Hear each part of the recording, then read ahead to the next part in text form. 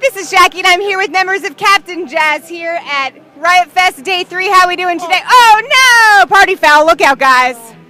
How are we doing today? What? Sorry, we're in love. Yeah. Okay. What? Okay, no, we're doing great. Love is in the air. The clouds, I think, are going to hopefully help us cool things down today. Yes, for sure. Clear the frizzes out of my hair. Hopefully it won't rain for Jawbreaker. Fingers crossed. God. The thing Fingers about when crossed. it gets As long as it too rains for hot, us.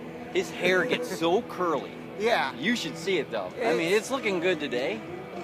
He's my hair. He's my hair. Yeah. He's Right usually now, my it's a little wavy, but you should see when it gets a bit when it gets really hot. humid or hot. Oh my God, it just curls up like Have you seen the movie Annie, Little Orphan Annie? Yes.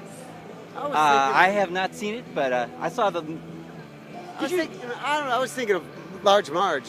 Or Shirley Temple. I'm thinking of Shirley Oh, Temple. okay. Okay. I was thinking of Marge Simpson.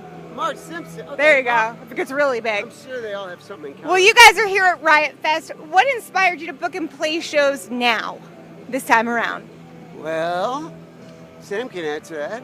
Okay, so this batch of shows, it just made sense logistically as far as the interest, meeting the ability to get together and still do it as a band that's in love with each other. Yeah. We're the only band that actually likes each other. Yes. Like you look at any other band, they hate They all each hate, other. yeah. Oh, They put it no. in front, but Yeah, but no, yeah, we But know they each other. definitely- I've known him since I was 10. So I've known him for like 45 years. I was going to say 12 years? No? No. I'm 40. Well, Well, no, don't tell but me no, that. like we're the only band here that actually does promote a sort of love, like intra-band only, not other people. Like, we stand for love. thank you.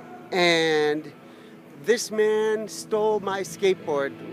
And that's how he fell in love with me. I fell in love with him, because he gave it back to me.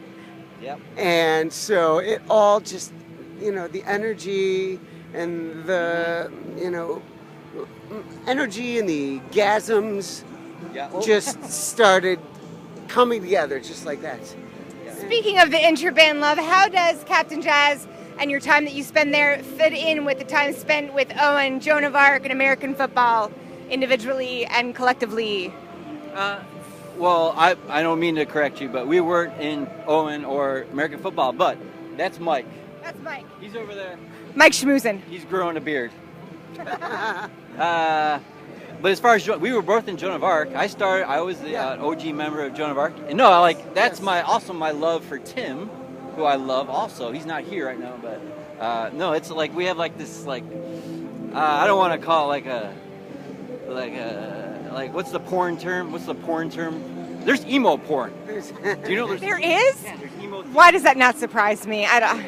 But Tim we started Joan of Arc, and then Victor joined later. Like, Yes, and I you want to came speak in- to that?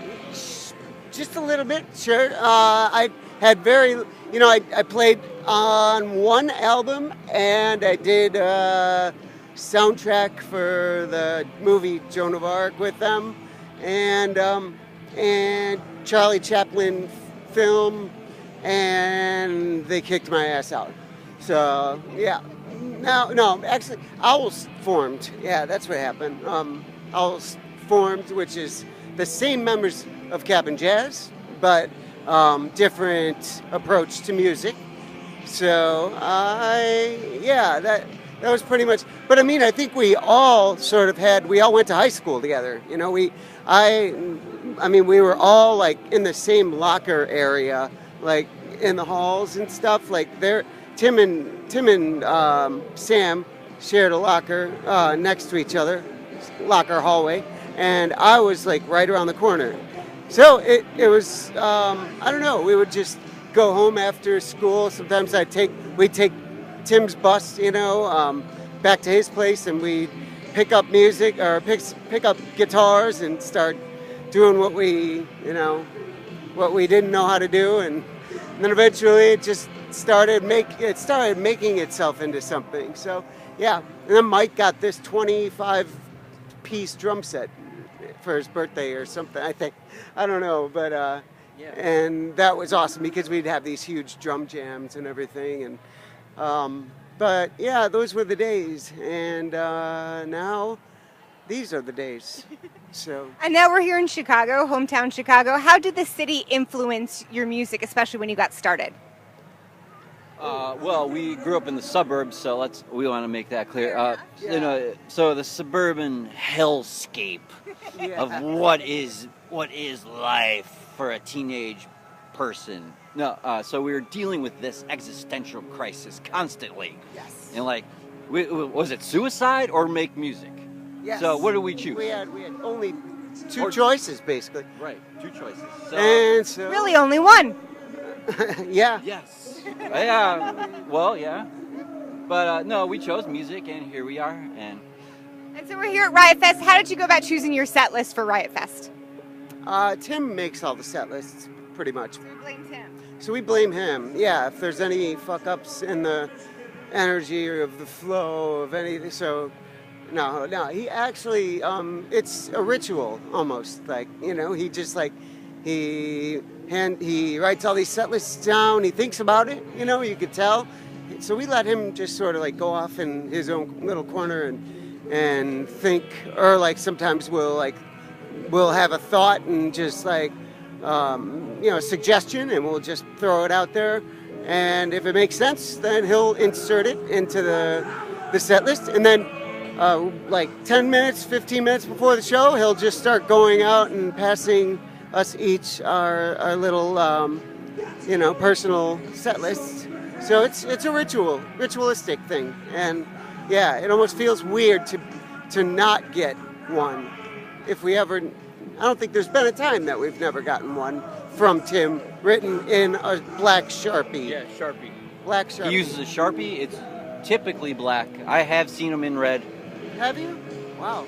Oh yeah, actually he did. For Owls, when we were in Owls. Yeah, together. yeah. He We did. we're also in Owls, which is like Captain Jazz, but yeah, I have seen the red set lists. I actually have Maybe the red one or- set list once or twice. hanging on my wall. Yeah, see? It's and when we were in the UK, and Mark Riordan, I believe is how you pronounce his name. He filled in for drums. for us. Riordan. Riordan? Is that how it is? Okay. Excuse me. Thank you for correcting me. Oh, and you know I love you. thank you.